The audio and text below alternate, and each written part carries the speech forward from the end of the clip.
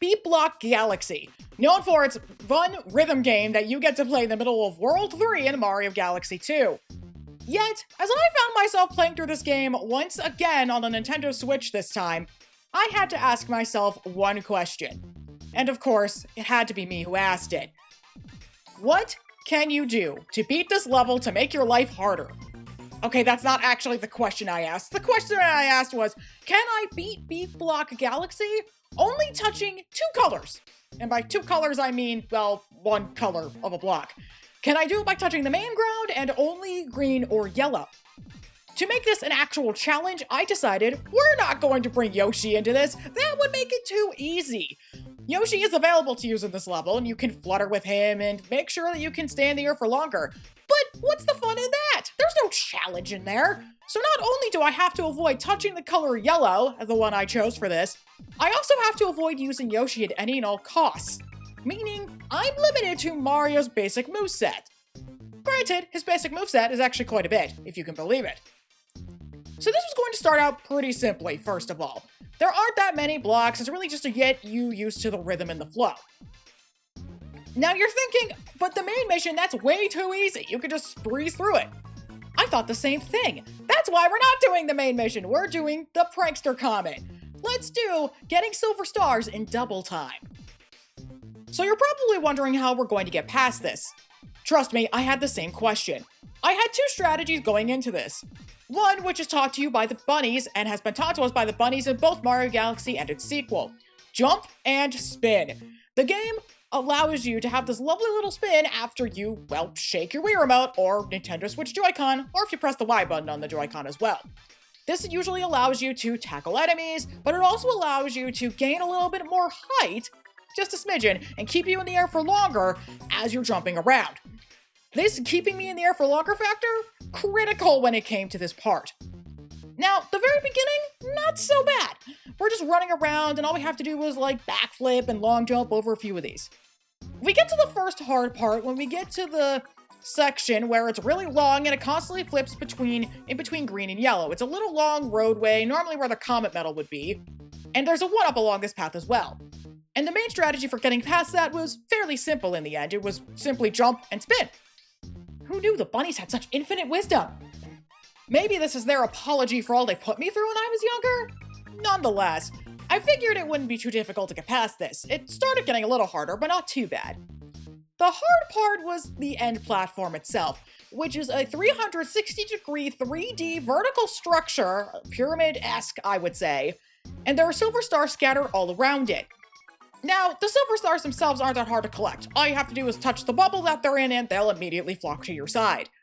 The hard part is that there are some blocks that are only green and only yellow, and some of these stars only exist over those green or yellow blocks. So how was I going to do this? Well, similar tactics came into play, jump and spin. But let's just say I had a little bit of difficulty not touching yellow. I also tried to count the edges if I caught myself doing it, but I wasn't too strict about it because even though the edges are more orange yellow than yellow, it's still yellowish, so anytime I jumped on those, it was immediate death. The only saving grace I had was that there was a 1-up on this structure. If I could consistently collect it, I had unlimited tries at this thing and I could keep going and going and going. So let's just say after I failed quite a bit, I was collecting that 1-up. Except there was one problem I had with this mission, and it was entirely my own fault. Yeah, I didn't grab the letter where Princess Peach gives you 5 1-up mushrooms for free. Oops. I think you could guess what happened after a while, because this did not take 5 minutes, this took closer to 30. It's possible, though. I feel it in my bones. It's possible. Okay, good jump. Good jump. Okay, let's go. Okay. Whoa! Okay, okay! Okay, there we go. Okay. Okay. Nice job, Mario. Okay. Let's get that 1-up. Yeah, there we go. 1-up. 1-up acquired. Okay, I got a few more stars left to go. Okay, I can do this. Right.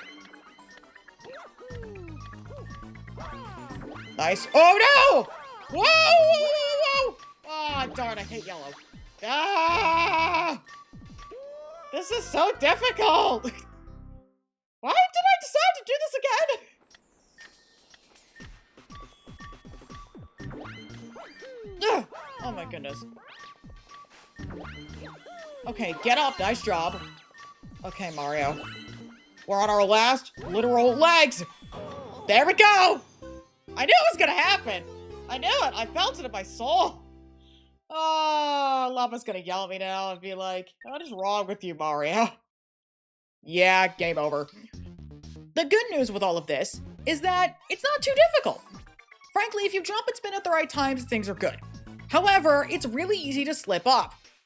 The other big thing that you have to keep in mind is what cycle you end this thing on. What do I mean by that? So when you jump and spin and collect the silver stars, when you collect that last one, it spawns the star. But there was one thing I didn't exactly notice until I collected all 5 stars for the first time. Okay, get up, get up, get up. Okay, is that other one? We're gonna check real quick. I can't see from here. Okay, they're both on green. Okay, so it doesn't matter. We just have to get one of them. Okay, good. Okay, we're almost there. Oh no! I went too early! Oh no! Oh man, I really gotta time this! Oh man! Maybe we just get the purple one last? I think it's what we do. Maybe that is the strategy. Oh man! Oh, this is terrible! Why am I like this? Yeah, I forgot it just freezes on yellow. Or whatever color that happened to be flashing the minute you collected that star. So I was stuck landing on yellow and had to reset a few times. Eventually, this led to me realizing I couldn't just jump into this blindly like I had been doing. I needed a real strategy.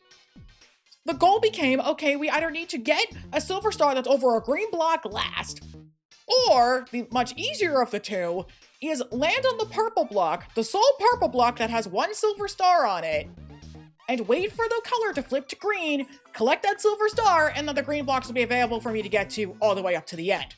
Of course, I'm still not home free after this. I have to climb back up, avoiding all the orange-yellow barriers along the way. But how exactly did that go? Well, I'll let you see for yourself. It's gonna be easiest on that last purple block, so we're gonna have to do... Okay, that was too early. Up! Up! There we go, okay.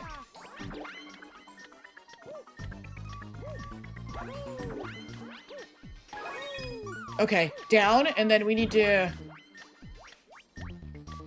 time it. There! That's what we had to do! That's it! That's all we had to do! Really? That's gonna be a lot easier to get up to now. Holy cow. Okay. Now let's try and not touch the edges, because I can. I'm not saying I'm gonna succeed, but I'm gonna try.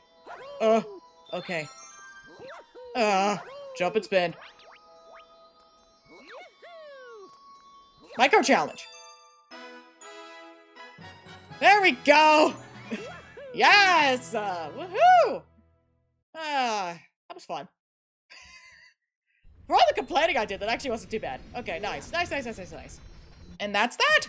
Nothing too crazy. Honestly, I think it went pretty well, all things considered. Not the toughest challenge in the history of Mario, but you know what? They don't all have to be difficult. They really don't.